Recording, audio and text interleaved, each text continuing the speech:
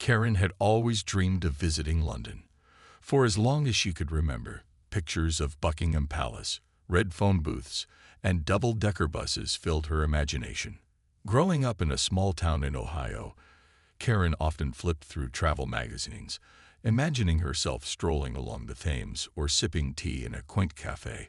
Finally, at 47 years old, she saved enough money to make her dream come true.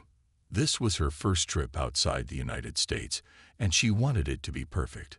From the moment Karen stepped off the plane, she felt like a child on Christmas morning. Everything seemed magical. The accents, the architecture, even the weather had a charm of its own. She spent her days exploring iconic landmarks, snapping selfies with Big Ben, marveling at the Tower of London's ancient walls, and wandering through Hyde Park. But there was one place she couldn't wait to see: Windsor Castle. Karen had heard so much about Windsor Castle, the oldest and largest inhabited castle in the world. It wasn't just its history that fascinated her. It was also the chance to see the famous royal guards up close. She'd seen videos online of tourists trying to get reactions from them, waving hands in their faces. With the pepper spray clutched tightly in her hand, Karen's heart raced. She glanced around to make sure no one was paying too much attention to her. The crowd of tourists surrounding the guard seemed distracted. Some were snapping photos, others were chatting excitedly, and a few kids were giggling as they mimicked the guard's stiff posture. It felt like the perfect moment. No one would notice what she was about to do. Karen took a deep breath and told herself it was just a joke. He won't even feel it, she muttered under her breath, trying to calm her nerves. She raised the canister slightly, aiming it toward the guard's face. Her finger hovered over the trigger for a split second before she pressed down. A quick burst of spray shot out, barely audible over the noise of the crowd. At first, nothing happened. Karen felt a strange mix of relief and disappointment. Maybe the guard wouldn't react at all. But then, almost instantly, the situation changed. The guard's body jerked violently as the pepper spray hit his eyes. His hands flew up instinctively, breaking his rigid stance for the first time. He stumbled backward, gasping for air, his usually stoic expression replaced by one of shock and pain. Panic spread through the crowd like wildfire. People screamed and scrambled away from the scene, unsure of what was happening. Some shouted warnings, while others frantically grabbed their children and backed off. Cameras that had been pointed at the guard moments earlier now swung wildly in Karen's direction. For a brief moment, everything seemed frozen in chaos. Karen stood rooted to the spot, her mind racing. What had she done? She hadn't expected this reaction, not even close. In her head, the prank was supposed to be funny, lighthearted. Now, staring at the guard struggling to regain his composure, guilt washed over her. Her stomach churned as she realized the gravity of her actions. This wasn't just some silly game anymore. This was real. Before she could process what to do next, other guards rushed to the scene. They formed a protective circle around their colleague, shouting orders into their radios. One of them knelt beside the affected guard, helping him remove his bearskin hat and guiding him away from the crowd. Their movements were swift and coordinated, but there was an undeniable tension in the air. Security personnel quickly zeroed in on Karen. Within seconds, 2 officers approached her, their faces stern and unyielding. "Ma'am, step aside," one of them ordered, gesturing for her to move away from the crowd. Karen's hands trembled as she lowered the pepper spray, her cheeks burning with shame. She tried to explain herself, stammering out fragments of an apology, but her words were drowned out by the commotion around her. As the officers escorted her away, Karen looked back at the scene she had caused. Tourists were still in disarray, pointing and whispering as they pieced together what had just happened. Some glared at her accusingly, while others simply shook their heads in disbelief. The guard she had sprayed was nowhere to be seen, likely taken indoors to recover. Karen's mind replayed the incident over and over again. How could she have been so reckless? Why hadn't she thought twice before acting? Every step she took away from the castle grounds felt heavier than the last. Her dream trip to London, which had started with such excitement and wonder, was now spiraling into a nightmare. And as the reality of her mistake sank in, Karen knew there was no going back. As Karen was led away from the chaos, her mind raced with panic and disbelief. She had never imagined things would escalate so quickly.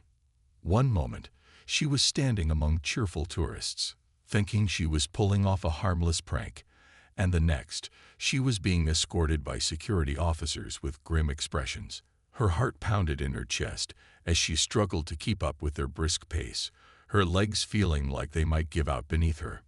The officers guided her into a small, dimly lit room inside the castle grounds. The walls were plain, and the air felt heavy with tension.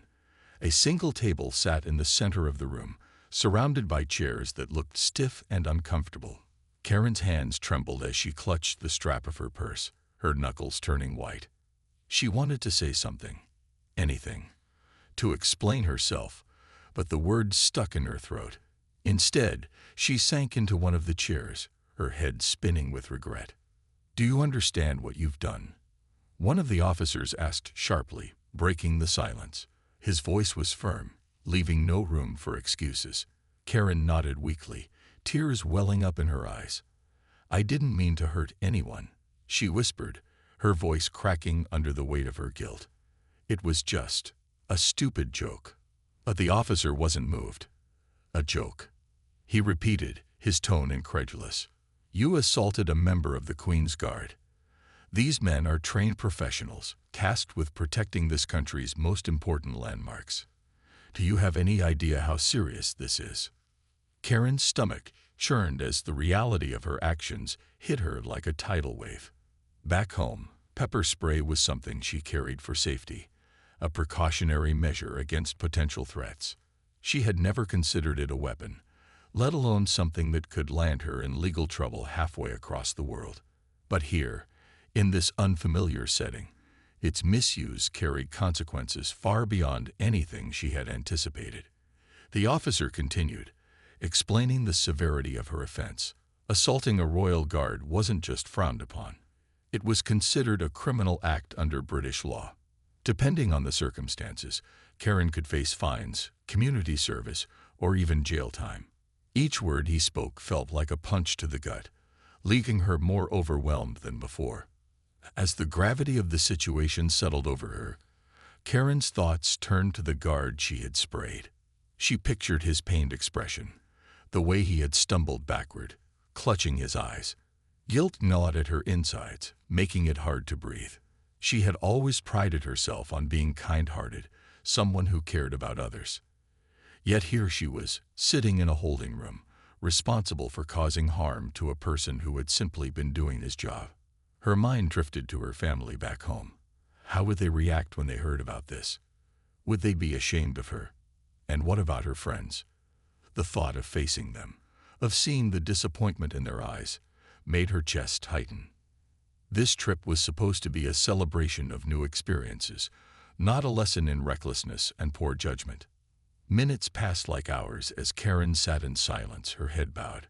The officers exchanged quiet words nearby, occasionally glancing at her with disapproving looks. She couldn't blame them. If the roles were reversed, she doubted she'd feel any sympathy either. All she could do now was wait, and hope that somehow she could make things right.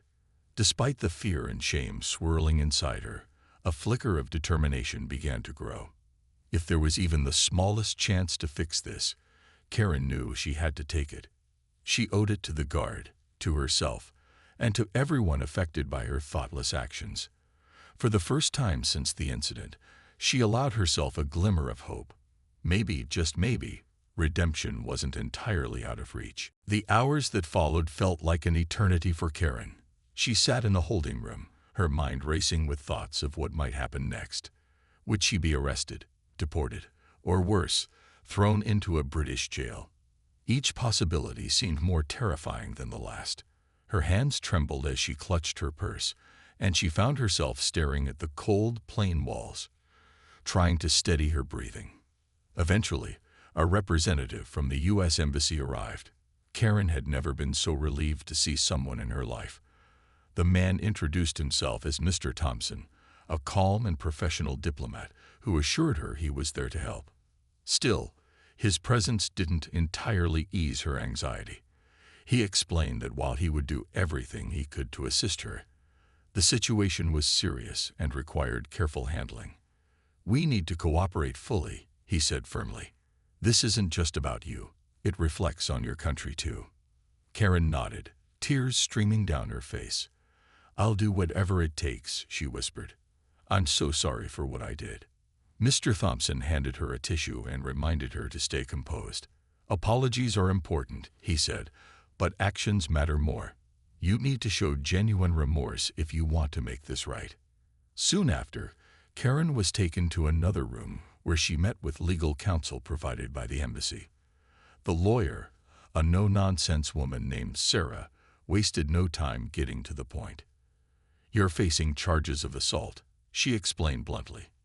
"This is a criminal offense here, and the penalties can be severe. But we have options. If you cooperate, express sincere regret, and agree to take responsibility, we may be able to negotiate a resolution." Sarah's words hit Karen like a punch to the gut, but they also gave her clarity. For the first time since the incident, she realized she had a chance, a slim one, perhaps, to turn things around. With Sarah's guidance, Karen began drafting a heartfelt letter of apology addressed to the affected guard and his regiment. She poured her emotions onto the page, writing about how ashamed she was of her behavior and how deeply sorry she felt for causing harm. She acknowledged that her actions were thoughtless and disrespectful, not only to the guard but also to the institution he represented. "I never intended to hurt anyone," Karen wrote. "I let my curiosity and impulsiveness get the better of me, and I failed to consider the consequences of my actions. Please know that I take full responsibility for what happened, and I am committed to making amends in any way I can." Once the letter was complete, Karen reviewed it with Sarah, who suggested adding a pledge to educate others about cultural sensitivity and responsible tourism. Karen agreed immediately, realizing that her mistake could serve as a lesson, not just for herself, but for others too. Meanwhile, news of the incident spread rapidly. Videos surfaced online showing Karen spraying the guard, and soon, headlines around the world picked up the story. Social media erupted with reactions ranging from outrage to ridicule. Some called her reckless and selfish, while others mocked her for being clueless about British customs. Back home, Karen's friends and family were bombarded with messages asking if the woman in the video was really her. At first, Karen wanted to hide from it all. She felt humiliated, embarrassed, and utterly defeated. But then something shifted. Her sister called her one evening, offering unwavering support. "Everyone makes mistakes, Karen," she said gently. "What matters now is how you handle this. Show people you're willing to learn and grow from this experience." Those words stuck with Karen. Slowly, she began to see her situation not as the end of her journey, but as the beginning of a new chapter, one where she could use her mistake to create positive change. Though the road ahead would undoubtedly be difficult, Karen knew she had to face it head-on. For the first time in days, she allowed herself to feel a flicker of hope. Karen's letter of apology made its way to the commanding officer of the regiment, along with a personal request for forgiveness. She didn't expect an immediate response, or any response at all, but she hoped her words would reach the guard she had wronged. Days passed, and though no reply came directly from the guard or his unit, Karen learned through her lawyer that the affected soldier had recovered fully. This small piece of news brought her some comfort, but it wasn't enough to ease the weight of guilt still pressing on her heart. Determined to make amends beyond the written word, Karen began brainstorming ways to turn her mistake into something meaningful. Her sister, always supportive, suggested organizing a local event in Ohio to raise awareness about cultural sensitivity and responsible tourism. "If you share your story," her sister said, "maybe others can learn from it before they travel." The idea resonated with Karen. It felt like a tangible step toward redemption, a way to channel her regret into action. With the help of friends, family, and even Sarah, her lawyer, Karen planned a community gathering at the local library. She titled it, "Traveling with Respect, Lessons Learned the Hard Way." Flyers went up around town, and soon, people started talking about the event. Some were curious, others skeptical, but everyone wanted to hear what Karen had to say. On the day of the event, Karen stood nervously behind a podium, clutching her notes tightly. The room was packed. Neighbors, friends, local reporters, and even students from nearby schools had come to listen. As she looked out at the crowd, Karen took a deep breath and began speaking. At first, her voice wavered, but as she recounted her experience in London, the excitement, the prank gone horribly wrong, and the overwhelming guilt, her tone grew steadier. "I thought I was just having fun," she admitted, her cheeks flushing with embarrassment. "But I wasn't thinking about the people involved, the guard doing his job, the tourists watching, or the reputation of my own country. My actions weren't just careless, they were disrespectful. And for that, I'll always be sorry." Her honesty struck a chord with the audience. People nodded sympathetically, and some even wiped away tears. After sharing her story, Karen transitioned into practical advice for travelers. She emphasized the importance of researching destinations beforehand, respecting local customs, and understanding that humor doesn't always translate across cultures. "Just because something seems funny to you," she said earnestly, "doesn't mean it will feel the same way to someone else." To drive her message home, Karen showed a slideshow featuring images of iconic landmarks alongside tips for mindful travel. She also invited a retired teacher who specialized in international studies to speak briefly about cultural differences and how to navigate them respectfully. By the end of the event, attendees left not only with newfound knowledge, but also with a sense of admiration for Karen's courage in owning up to her mistake. Word of Karen's efforts began to spread beyond her hometown. Local newspapers published articles about her initiative, highlighting her journey from embarrassment to advocacy. A radio station even invited her for an interview, where she reiterated her commitment to promoting responsible tourism. Though Karen initially dreaded the spotlight, she realized that sharing her story publicly could amplify its impact and maybe prevent others from making similar errors. Meanwhile, British authorities reviewed Karen's case, taking into account her sincere apologies, her willingness to cooperate, and her proactive steps toward accountability. While the incident remained a serious offense, they decided against pursuing harsher penalties. Instead, Karen was ordered to pay a substantial fine and attend mandatory cultural sensitivity training sessions conducted by experts. She accepted these terms without hesitation, viewing them as opportunities to further educate herself. As weeks turned into months, Karen noticed subtle changes within herself. The shame she once carried began to lift, replaced by a renewed sense of purpose. She started volunteering at schools, giving talks to students preparing for study abroad programs. She joined online forums for travelers, offering advice and answering questions about navigating foreign cultures respectfully. Each interaction reminded her of how far she'd come since that fateful day in Windsor Castle, and how much farther she still wanted to go. Though the memory of her mistake lingered, Karen no longer saw it as a source of despair. Instead, she viewed it as a turning point, a moment that forced her to confront her flaws and transform them into strengths. For the first time in a long while, she felt hopeful, not just for herself, but for the positive ripple effect her actions might create in the world. Karen's transformation didn't stop with local events or school talks. As her story gained more attention, she found herself being invited to larger platforms, where she could share her message with even bigger audiences. What started as a small act of accountability in her hometown grew into a mission that took her across the country, and eventually, around the world. One day, Karen received an email from a national travel organization asking her to speak at their annual conference on responsible tourism. At first, she hesitated. The thought of standing in front of hundreds of industry professionals intimidated her. Would they judge her? Would they dismiss her because of her past mistake? But then she remembered why she had started this journey in the first place, to help others avoid making the same errors she did. With a deep breath, she accepted the invitation. The conference was held in Chicago, and when Karen walked onto the stage, the room fell silent. She felt nervous but focused. Looking out at the sea of faces, she realized these were people who cared deeply about travel, just like she did. They weren't there to ridicule her, they were there to learn. And so, Karen began to speak. She started by sharing her story honestly, holding nothing back. She described the thrill of her trip to London, the reckless decision to spray the guard, and the overwhelming guilt that followed.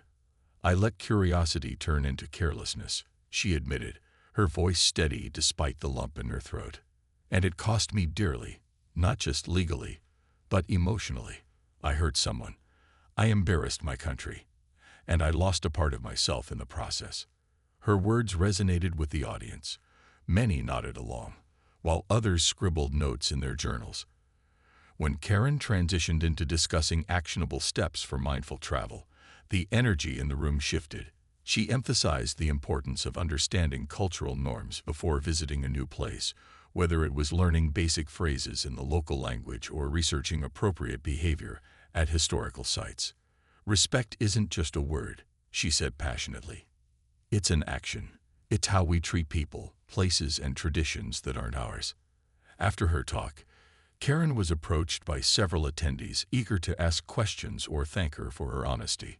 One woman, a travel blogger, told Karen how inspiring her story was. "You turned something awful into something amazing," she said, shaking Karen's hand. "That takes courage." Another attendee, a teacher leading student exchange programs, asked if Karen would be willing to visit his school to give a similar presentation. Karen agreed without hesitation. Word of her impactful speeches continued to spread, and soon, invitations poured in from organizations worldwide. Karen traveled to cities like Toronto, Sydney, and Cape Town, speaking at conferences, workshops, and community events. Each time, she tailored her message to fit the audience, diving deeper into topics like cultural humility, empathy, and the power of storytelling as a tool for change. Back home, Karen remained active in her community. She partnered with local schools to create educational materials about global citizenship, using her own experience as a case study. She also launched a blog called Travel with Heart, where she shared tips, reflections, and interviews with experts in sustainable tourism. Her posts quickly gained traction online, earning praise from readers who appreciated her authenticity and practical advice. Despite her growing influence, Karen never lost sight of her original goal: to make amends and inspire others to travel responsibly. Whenever she spoke, she made sure to acknowledge the guard she had wronged, expressing gratitude for the lessons his pain had taught her. Though she never heard directly from him, she hoped he knew how much she regretted what she'd done, and how hard she was working to ensure no one else repeated her mistake. As years passed, Karen's reputation transformed. Once known as the woman who pepper-sprayed a royal guard, she became a respected advocate for thoughtful, meaningful travel. People admired her resilience and willingness to confront her flaws head-on. More importantly, they listened to her message because it came not from a place of perfection but of growth. Through it all, Karen learned something profound. Redemption wasn't about erasing the past, it was about building a better future. Every speech, every article, every conversation she had was a step toward repairing the damage she caused, and leaving the world a little kinder than she'd found it. Years had passed since that fateful day at Windsor Castle, but Karen often found herself reflecting on how much her life had changed. What began as a moment of reckless impulsiveness had transformed into a journey of growth, accountability, and purpose. Though the sting of her mistake still lingered in quiet moments, it no longer defined her. Instead, it served as a reminder of the power of redemption and the importance of learning from one's actions. Karen's work as an advocate for responsible tourism continued to gain momentum. She traveled extensively, speaking at conferences, leading workshops, and collaborating with organizations focused on sustainable travel practices. Her message resonated with people from all walks of life, Students preparing for study abroad programs, families planning their first international trips, and seasoned travelers looking to deepen their understanding of the world.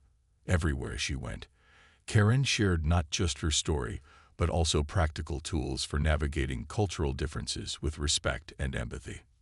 One of the most rewarding aspects of her advocacy was seeing its impact firsthand. Teachers told her that her presentations inspired students to approach foreign cultures with curiosity rather than judgment. Travel bloggers credited her blog posts with helping them rethink their content strategies, focusing more on promoting ethical tourism than chasing viral clicks. Even strangers would stop her after events to share how her words encouraged them to slow down, observe, and appreciate the places they visited, instead of rushing through checklists of landmarks. Despite her success, Karen remained humble. She knew she wasn't perfect, and she never claimed to have all the answers. But she believed deeply in the idea that everyone, even someone like her, who had made such a glaring mistake, could contribute positively to the world. That belief kept her grounded and motivated her to keep pushing forward. Back home in Ohio, Karen became a local celebrity of sorts. Friends and neighbors proudly supported her efforts, attending her talks and sharing her blog posts on social media. The same community that once whispered about her blunder now celebrated her transformation. Local newspapers even featured her in a series highlighting residents who turned personal challenges into opportunities for growth. Karen's story proves that it's never too late to change. One article read, "Her courage inspires us all." Even internationally, perceptions of Karen shifted over time. While some online critics still mocked her initial actions, many more praised her for taking responsibility and using her experience to educate others. Social media comment sections that were once filled with ridicule now included messages of support and admiration. "I judged her harshly at first," one commenter wrote, "but now I see how far she's come.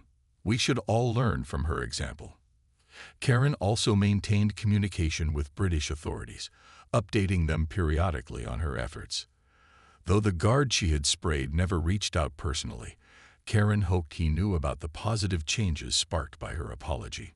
In interviews, she often expressed gratitude toward him, acknowledging that his pain had been the catalyst for her awakening.